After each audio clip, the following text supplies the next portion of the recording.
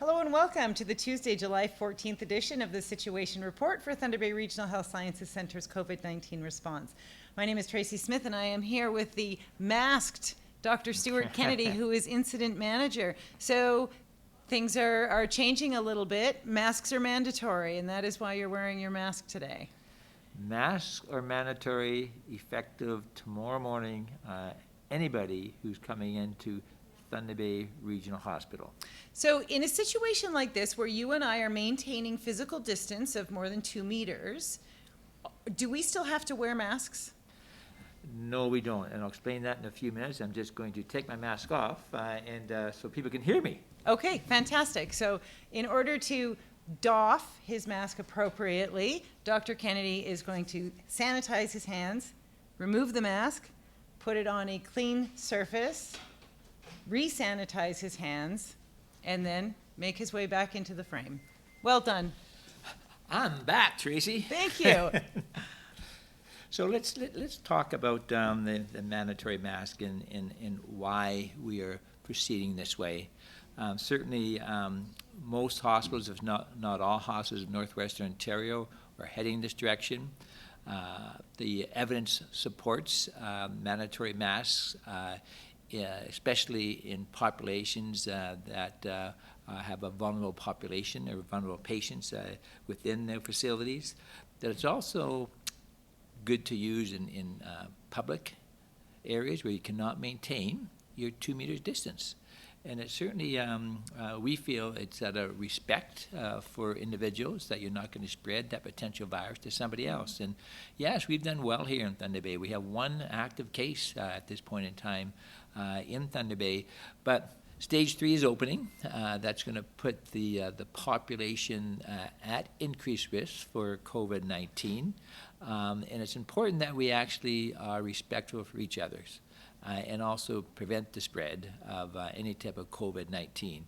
Even our numbers look good right now, one active case, but with the travel restrictions lifted, certainly within Ontario, there's also the potential for increased disease here in Thunder Bay. So I think it's an important maneuver. We as leaders in healthcare are taking that first step to make masks mandatory. And what that means when you come into the front door at Thunder Regional Hospital, whether you're a patient or a care partner doing an outpatient procedure, whether you're an essential care partner coming in to visit your loved ones, whether you're a staff member, whether you're delivering something to the hospital, you are required to wear a mask upon entry into this hospital. Now, what happens if someone shows up without a mask? In emergency situations, service will not be denied. Certainly in other areas where it's not as urgent, a mask will be given at the front door if they do not have their own mask. There will be a request for a $2 donation at the front door. If they're unable to afford that, one mask will be given to the care partner. And that's a disposable mask. That's a disposable mask. If you want to, once our volunteer shop opens on the main floor, you'll be able to purchase a cloth mask starting on July the 27th.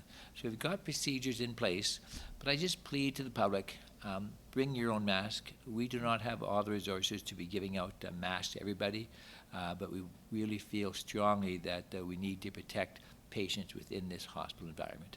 And we know that masks are very easy to come by in the community now. Virtually every store has masks available for purchase, so that shouldn't be too much of a barrier, but people can make a homemade mask as well. And just have a face covering. As Sure. long as their nose and their mouth is covered, they can also just make a face covering. And we're not going to critique what face covering they're bringing into the organization or the facility, but it's very important to follow these public health rules. At the same time, make sure they still try to maintain their 2 meter distance and wash your hands, wash your hands, wash your hands. Absolutely. Now, a question has come up. An inpatient in their own room, do they have to be wearing a mask at all times? As you know, it's difficult to wear a mask all the time, so we do not expect our patients to wear a mask while they're confined to their room.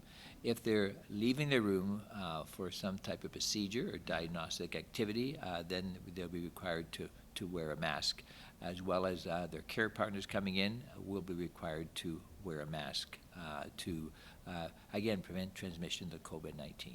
Okay, that makes sense. Now, you've already mentioned that the province is moving to phase 3 as of Friday.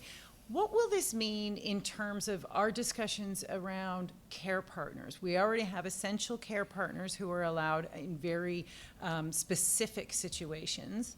What about care partners for other patients? Hopefully this week, we will be discussing sort of expanding our sort of a need to allow more care partners into our hospital. We've been quite restrictive, and we've been more restrictive than most communities in Ontario and probably Canada. But the need for us to be restrictive is just to protect our hospital environment, our healthcare workers, as well as our patients, because we're the only show in town. We're the only acute care hospital between us and really Toronto. I mean, Sudbury has another acute care hospital, Sault Ste. Marie, but as far as travel, getting places more easily, we're really 900 miles away. We don't have a secondary facility. If something happens that we sort of have a spread of COVID-19 here in the hospital, that can be devastating to healthcare workers and patients. And we need to protect this environment more so than other acute care areas or other municipalities, because we have no backup. As far as acute care facilities, we need to take care of the health of the population, and that's why we are more restrictive. But care partners are important to the health of the patient. So we are reviewing that policy, and it looks like probably by the end of next week, early next week, we'll have some restricted rules around allowing one care partner per patient, in addition to the essential care partner, to have visiting hours. And usually we're looking right now from about 5 o'clock till 8 o'clock in the evening. That's our rules we're going to try to follow. So you expect that even when we do loosen restrictions, that will likely still be more stringent than other hospitals? Yes, again, because, stage 3 is open up in Ontario. There's going to be more exposure. Sure. We have to monitor the amount of exposure and the amount of COVID-19, in the community before feeling more comfortable to open it up widely to other care partners. Yeah, I think that it's really important that you provided that background. A good example would be our intensive care unit. I mean, there's only a certain number of specially trained intensivists, intensive care nurses, and if there's an outbreak and those people have to self-isolate, our intensive care unit essentially gets shut down, and people requiring intensive care would have to be flown to other facilities. That's what we're protecting? If our intensive care unit has to shut down, people will die. Yeah. There's no question about it.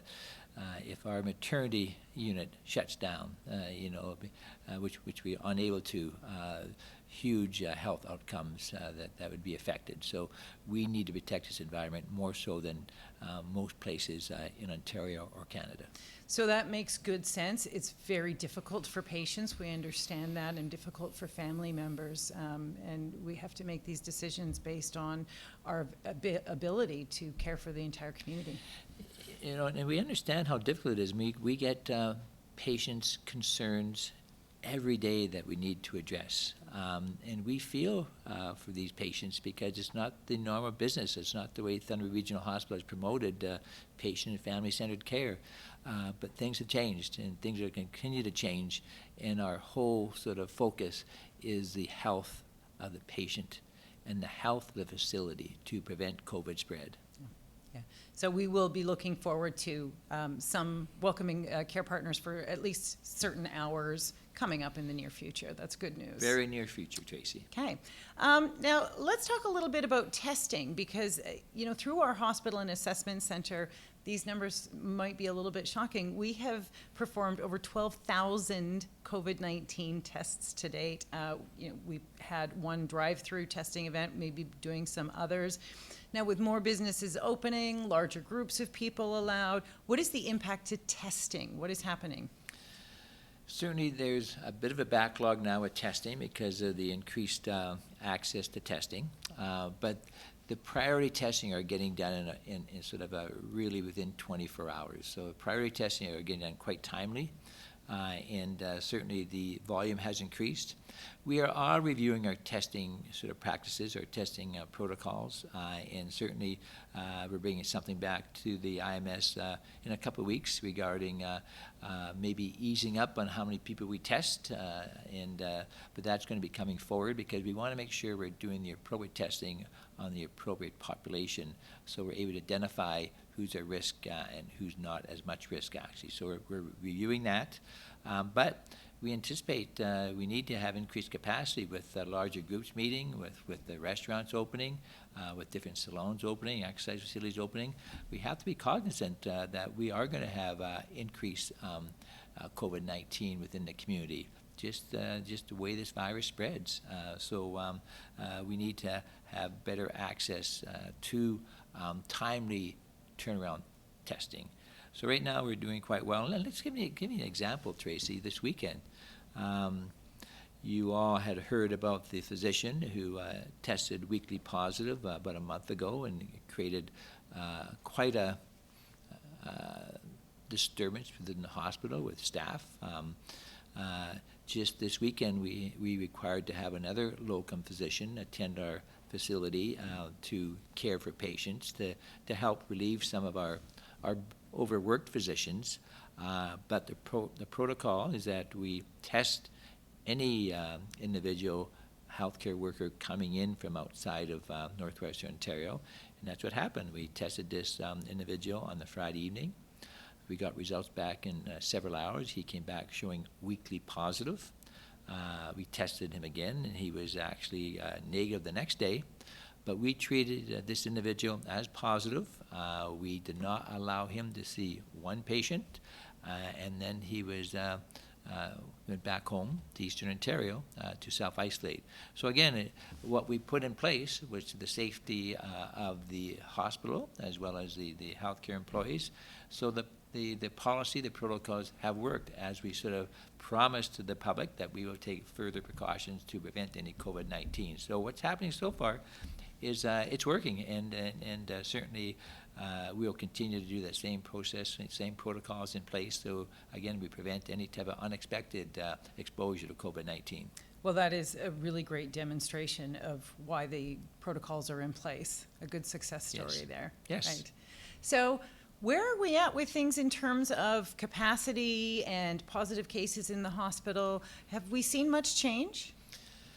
No, actually, we have, in the community, we have not had a positive COVID test since early July. I think we're 12 days that we've had no COVID-19 positive cases, which is great, except for the healthcare work that we sent back, but we feel that was acquired in Eastern Ontario.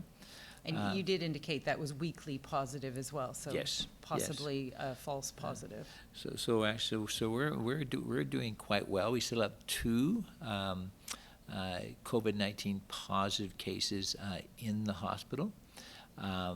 They're in for other conditions, more so than the COVID-19. Again, they continue to be stable. We're at 83% occupancy, so we're still under the 90% that's required by Ontario Health North. And also our PPE supply is very adequate. And that's because the population of Thunder Bay has really done a marvelous job in following the rules of public health. And so certainly it's been quite rewarding to see how that's been working. And I'm hoping through stage 3, the opening up, they'll continue to respect the need to social distance, the need to wear a mask in appropriate situations, and hand washing. So we're really in good shape here in Thunder Bay, and hopefully we continue to be that way. Absolutely. Well, you know, Northwestern Ontario has proven that their diligence pays off. So keep up the great work out there, and don't forget, if you're coming to the hospital, make sure you bring your mask. Thanks. We'll see you soon. Thank you.